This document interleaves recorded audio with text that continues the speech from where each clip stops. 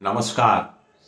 मैं हूं आपका दोस्त विजय विद्रोही। आप मुझसे जुड़ चुके हैं और मैं आपसे अगले 7-8 मिनट तक जुड़े रहने की कोशिश करूंगा। आगे बात करने से पहले मैं आपसे गुजारिश करना चाहता हूं कि अगर मेरे ये वीडियो आपको पसंद आ रहे हैं तो मेरे चैनल को आप सब्सक्राइब कीजिए, शेयर कीजिए, लाइक कीजिए और ये जो घंटी जैसी आकृति जो बेल आइकन दिख रहा है इसे भी दबा दीजिए ताकि मेरा नया वीडियो आए तो आपको पता लग जाए।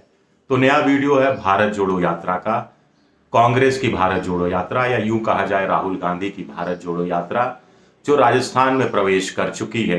आप ये वीडियो देख रहे हैं कितने जोर शोर के साथ यात्रा निकल रही है। एक तरफ बीच में राहुल गांधी है, एक तरफ अशोक गहलोत मुख्यमंत्री चल रहे हैं, दूसरी तरफ सचिन पायलट आपको दिखाई दे रहे हैं, वो भी चल रहे हैं। तो बड़ा सवाल उठता है कि ये जो आपस में जो प्यार मोहब्बत भाईचारा दिख रहा है दोनों नेताओं में, ये आगे भी जारी रहेगा या 21 दिसंबर तक की जारी रहेगा जब तक कि ये यात्रा राजस्थान से दिल्ली में प्रवेश नहीं कर जाती। ये बात इसलिए कह रहा हूं क्योंकि राहुल गांधी ने अपने संबोधन में 2 बार अशोक गहलोत और प्रदेश कांग्रेस अध्यक्ष डोटासरा का नाम लिया, सचिन पायलट का नाम नहीं लिया। तो इससे सचिन पायलट के जो समर्थक थे नाराज हो गए, थोड़ी सी हूटिंग वूटिंग की। हालांकि इस बात को ज्यादा तवज्जो नहीं दिया गया, लेकिन तवज्जो मल्लिकार्जुन खड़गे के बयान को दिया जा रहा है जो वो सीधी सीधी एक तरह से चेतावनी दे रहे हैं और वो चेतावनी अशोक गहलोत पर भी अब परोक्ष रूप से तो लागू होती ही है। मल्लिकार्जुन खड़गे जो कांग्रेस के नए अध्यक्ष हैं, उनका कहना है कि जो लोग ऊपर से लेकर नीचे तक के कार्यकर्ताओं नेताओं की बात कर रहे हैं, पदाधिकारियों की, जो लोग अपनी जिम्मेदारी उठाने में नाकाबिल हैं, केपेबल नहीं है और जो जवाबदेही डिलीवर नहीं कर पा रहे हैं, उनको हट जाना चाहिए और युवाओं के लिए राह खोलनी चाहिए। तो ये चेतावनी किसके लिए है, इस पर हम बात करेंगे। आगे भी बहुत कुछ कहा है, बहुत सख्त लहजे में कहा है खड़गे ने, और ये खड़गे की भाषा नहीं हो सकती, ये राहुल गांधी की भाषा है। तो राहुल गांधी ने कुछ फैसला कर लिया है, लगता है कि उत्तर भारत में आने के बाद अब भारत जोड़ो यात्रा का एक राजनीतिक मकसद भी कहीं ना कहीं से पूरा होना शुरू होना चाहिए। अगर 2024 के लिए राहुल गांधी को नरेंद्र मोदी के मुकाबले खड़ा करना है और उसके लिए कांग्रेस को के संगठन को मजबूत बनाना है, क्योंकि मल्लिकार्जुन खड़गे ने भी कहा कि संगठन जब तक मजबूत नहीं होगा, जब तक जवाबदेही तय नहीं होगी, जब तक डिलीवर नहीं होगी चीजें, जब तक जनता की उम्मीदों पर हम लोग खरे नहीं उतरेंगे नेता, तब तक आप चुनाव नहीं जीत सकते। अब 8 दिसंबर को भी यात्रा राजस्थान में होगी। 8 दिसंबर को क्या है? 8 दिसंबर को गुजरात और हिमाचल का नतीजा आने वाला है। अब आप कल्पना कीजिए, सीन नंबर 1, गुजरात में कांग्रेस पूरी तरह से पिट जाती है और हिमाचल प्रदेश में भी हार जाती है, तो फिर अशोक गहलोत और सचिन पायलट का क्या होगा? सचिन पायलट गुजरात के तो नहीं, लेकिन हिमाचल प्रदेश के सह प्रभारी हैं और पूरा चुनाव गुजरात का अशोक गहलोत की देखरेख में लड़ा जा रहा है। रघु शर्मा भी जो वहां गए हैं उन्हीं के आदमी माने जाते हैं। तो क्या राहुल गांधी कोई कड़ा फैसला तत्काल करेंगे और अशोक गहलोत और सचिन पायलट को समझाएंगे, बैठाकर बात करेंगे और किसी तीसरे को मुख्यमंत्री पद सौंप देंगे?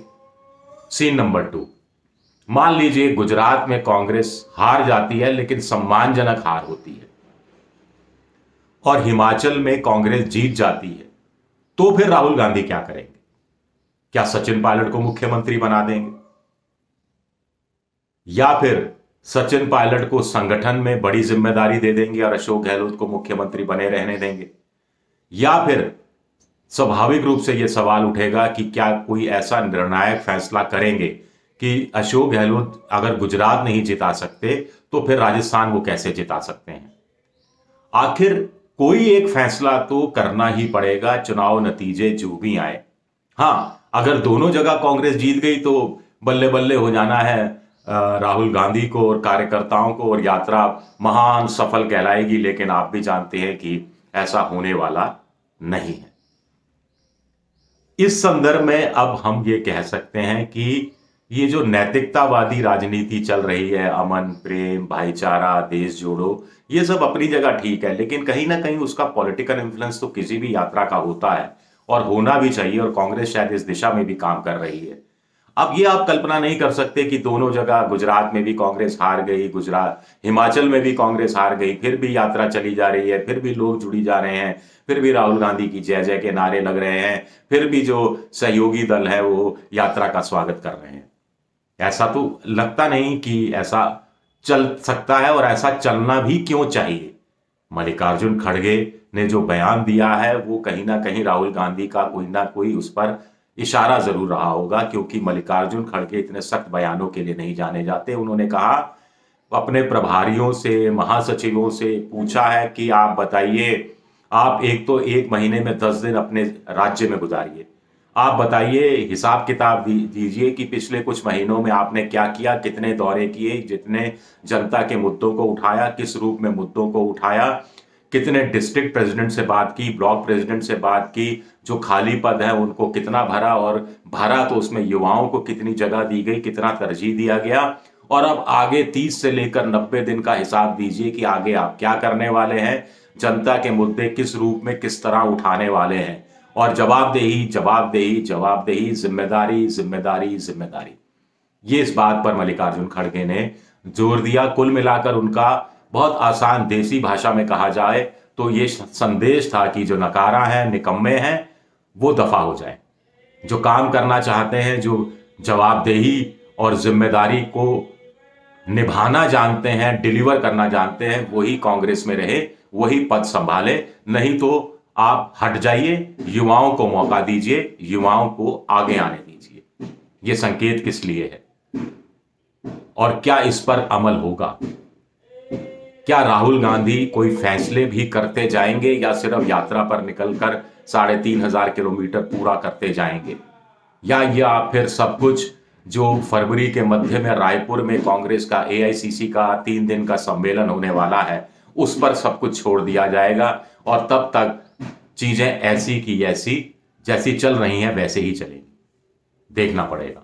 पहले तो देखते हैं 8 दिसंबर को जब नतीजे आते हैं, और जो भी नतीजे आते हैं उस पर राहुल गांधी का रिएक्शन क्या रहता है और एक्शन क्या रहता है। रिएक्शन बहुत हुए, एक्शन क्या रहता है, एक्शन क्या रहता है।